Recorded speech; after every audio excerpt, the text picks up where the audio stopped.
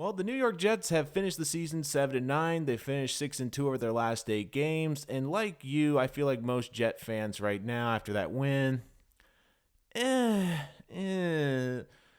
It was a funny win because you felt good because obviously it's a win, but you're thinking to yourself, they could only score 13 points against the Bills' backups. It took that much effort to beat the Bills, the Bills B team. And I'm going to get into this more in a later episode. I'm going to basically give a preview for the offseason. And of course, if you're going to be watching or listening, I'm going to be doing the NFL mock drafts. The first Jet mock draft will be dropping very shortly. Make sure you check that out, like and subscribe so you don't miss it. And of course, I'm going to give you my free agents for the Jets that are pending and some guys that have been mentioned in the trade rumor. That's going to be a special episode coming out later this week. Make sure you don't miss it because it will be a good one as I preview free agents and trade targets that the Jets should keep or should let go. So that will be a good one. But I'm going to just kind of do this, a brief recap, my thoughts of the season. And I thought my final thoughts on week 17 because it was a weird week. But here are some of the good things for the New York Jets. The good things heading into the next season. Jamal Adams is a stud. He's great on the defense. He's that defensive leader. And I do believe the Jets are not going to trade him. I think that they realize how valuable he is, and I would not be surprised if he gets a contract extension. They found some great young players on that defense who could be nice role pieces next year or could be good starters. And most importantly, Sam Darnold. Now, a lot of people will be critical saying, well, look at his final stats. They weren't that great. There wasn't that much improvement. But I will argue this. Darnold had a winning record this year after missing most of the season with mono. He finished 7-5 as a starter this year. He finished the final stretch of the season with 13 touchdowns and 4 interceptions after those horrendous games against Miami and New England. He had to adjust. And I know people are going to say, well, Daniel Jones is lighting it up. Daniel Jones is having 3 touchdown games. But if you remember, if you rewind the clocks and you listen to my episode right after the Miami game, my thoughts on Darnold were this. I said, the kid's pressing. The kid is trying to put it on himself.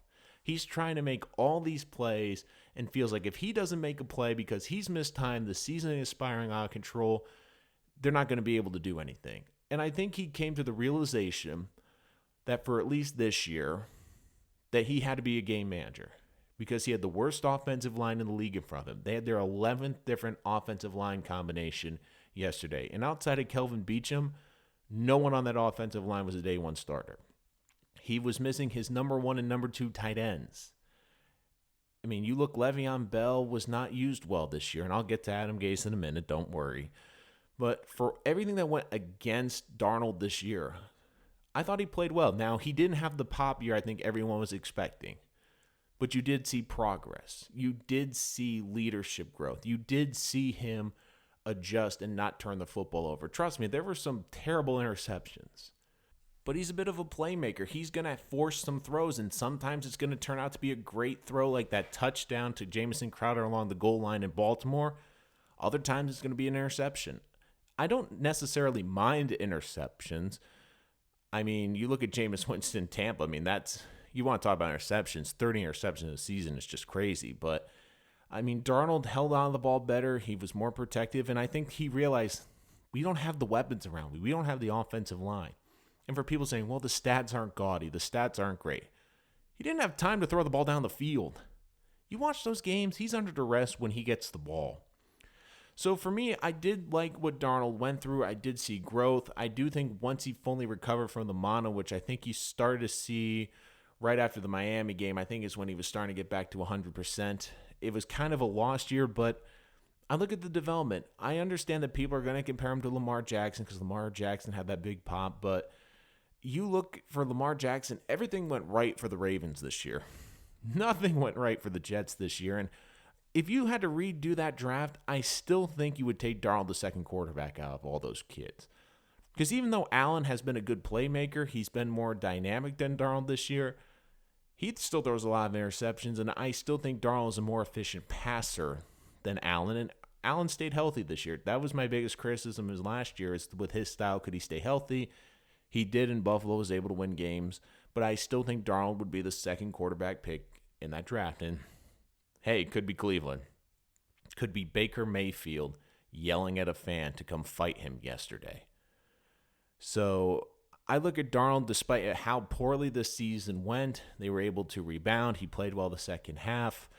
So I do think the Jets, if you have to have confidence going in next year, you have confidence in him.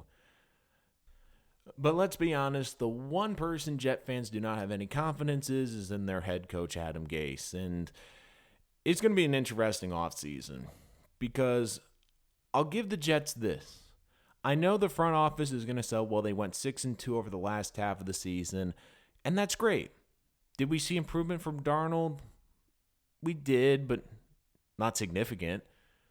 I do think Gase is going to be on the hot seat week 1 next year. I don't think Greg Williams is going anywhere, and I do think the Jets are putting themselves in a position where if Greg Williams once again outcoaches Adam Gase like he did this year, I would not be surprised if they promote Greg Williams to be the head coach. I think that is what they're going to sell him. He says he doesn't want to leave because I also think Greg Williams knows this is probably his best chance to get a head coaching opportunity again, and he sees how good Sam Darnold is. And even if he gets an interim next year, if he plays well with Sam Darnold, you don't think that's going to be good on his resume if he goes up to be head coach saying, hey, look at Baker Mayfield and Sam Darnold with me, look at them without me. Big difference. So I will give Gase this. The team stuck together. They still seem to be buying into him, which is important. I don't love the offensive scheming. It'll be interesting to see what happens with Le'Veon Bell. According to reports, they had a big meeting after the game, and of course, Monday morning, Adam Gase comes out and basically is telling the media when they ask about Le'Veon Bell for next year if he's the starter, he says he's under contract for 3 years. And then when they ask, well, is he the starter? He basically says, well, you have to talk to Joe Douglas about that. So I have a feeling Le'Veon Bell's not going to be here. If for anyone that's heard me, you know I'm not a big fan of Adam Gase because I don't think he uses the personnel well. And there's just a lot of excuses. I mean, there's going to be no excuses next year. It's going to be a brutal schedule next year. So you're not going to have the excuse of all this offensive line injuries. You're not going to have the excuses of not having the roster you want. You're going to have no excuses going into next year for Adam Gase. If you want to give him a pass this year, Christopher Johnson, because you didn't give him a general manager, that there was a bunch of miscommunication in the draft room. Gase wasn't even allowed to sit next to Maccagnan. Maccagnan basically ran the draft and you saw it wasn't going to work. Fine. If you felt like you basically had to give Gase a mulligan because of that, fine. But there's no more excuses. Because Joe Douglas, you've seen what Philadelphia does. I have no doubt in my mind that free agency and the draft will be heavily offensive line oriented, especially with how bad the offensive line is. Gase is going to have a better offensive line next year. Weapons I'm not sure about, but I do think he'll have a better offensive line. And if we don't see a big progression out of Sam Darnold next year, and we continue to see progression out of guys like Ryan Tannehill, Devontae Parker, Kenyon Drake, I do think the writing will be on the wall. And I think the Jets are putting themselves in a position to say, well, we have 2 head coaches. We have a head coach of the offense. We have a head coach of the defense. And if worst case scenario, it doesn't work out with Gase, we have a backup in Greg Williams, which I don't hate as a backup plan. I'm going to be honest. I don't hate that as a backup plan. But if I had to give Gase this team didn't quit. And they said it in week 17. I mean, a lot of coaches could have thrown in the towel. He continued to work hard. They were able to finish the season 6-2, even though it was an easy schedule. But the things that bug Jet fans and that bug me are the little things, like the loss to the Bengals. That was inexcusable. And I know the loss to the Dolphins doesn't feel as painful now because they beat the Patriots and they've played well the second half. But man, this division now, all of a sudden you go into next year, it's going to be a lot tougher. The Bills are in the postseason. They're going to have most of that roster come back. They have a good young defense. Miami plays hard. They got some good pieces, and Brian Flores looks like the real deal as a head coach. So if this team underperforms again, there's going to be no excuses for Adam Gase. And you look on the same team, it's funny because Greg Williams, I've praised him all year long because basically similar circumstances. Loses players left and right on that defense. No problem. Just scheme. No issues. Jets were still one of the top 10 defenses in football. Gase loses Darnold. They can't get a first down. Gase loses an offensive lineman. They can't push the ball down the field. And for Le'Veon Bell, I'll get more into this into the next episode of where I think he should stay or go. I will say this about him. He was underutilized because even though he didn't have a good year running the football, it frustrated me they didn't use him as a wide receiver. He's a great wide receiver. When this team is limited on weapons and you lose a guy like Quincy Enunwa early in the season, you got to use your weapons. And if you don't love him as a running back, fine. But use him as a wide receiver. I mean, come on.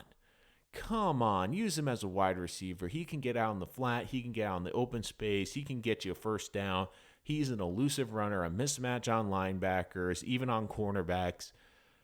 And I put a lot of that on Adam Gase. Now, he's going to be staying.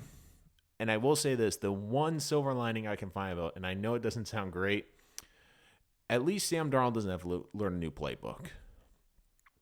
He doesn't have to learn a new playbook. I think that's a good thing for him going to next year.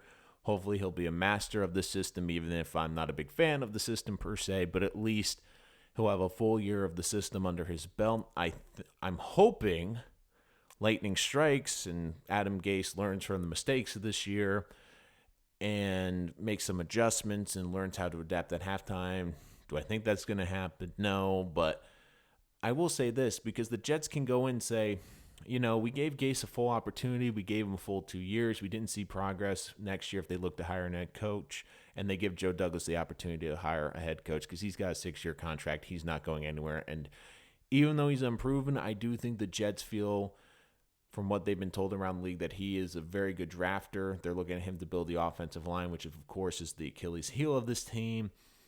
And if you also look too, they don't want to have these issues like Cleveland, where Cleveland, you look, 9 head coaches in 12 years. The Jets don't want to be that. They want to make it a somewhat attractive place to go because they can sell next year. If they want to keep Greg Williams, fine. But if, let's say, they move on from Adam Gase, they say, hey, we gave Adam Gase a full 2 years. We gave him a full 2 years. We didn't see progress from Sam Darnold. Joe Douglas, go hire a good fit for who you think should be the head coach. So I know Jet fans don't love the idea of Adam Gase coming back, but I think the good news is if you're not a fan of him like I am, there's going to be no excuses next year. I don't think you should have excuses this year, but if the Jets want to say, well, we can't fire him because of the whole offseason mess with McCagnon, fine. Because of the injuries, fine. But you're not going to have those excuses next year, and we're going to have to see significant development from Sam Darnold. If you want a silver lining to the Jets, they finished strong. They finished 7-9. I'll give the team this. They didn't quit. I put that more on the players than the head coach, though, because they are professionals. I think that you have guys like Jamal Adams that wouldn't quit out there. But say what you want, they still seem to be buying into Gase, from what I've heard. Even though I don't think a lot of them love his offensive schemes, I still think they see that he's working hard. I still think they're at the point where they're bought in. I don't think he's lost the team. If you see that, though, I do think that could be an issue because it's come out that the players all love Greg Williams. So I do think that worst case scenario, you have a good backup plan, because I do think the only team that would have considered Williams was the Redskins, but now with them going with Ron Rivera, I do think Williams is going to stay. And I think Greg Williams, like I said, I think he's looking at this situation going, my defense played great without my great players. If I have a great year next year, because I'm getting C.J. Mosley back, I could be getting Avery Williamson back, if I can get a pass rusher in here, and I do a great job in this defense, and Gase doesn't work out, I'm next in line potentially for a head coach. I mean, I could see the Jets doing that, and that wouldn't be the worst thing in the world. But I'll have a full preview of the offseason. I'll have plenty of mock drafts. I have a first 2-day mock draft, so the first 4 picks are the Jets, round 1, round 2, and the 2 picks they have in the 3rd round. That's coming up. I'll also give you a free agency primer as we end this offseason, so make sure you hit that like and subscribe button so you don't miss any of that great content.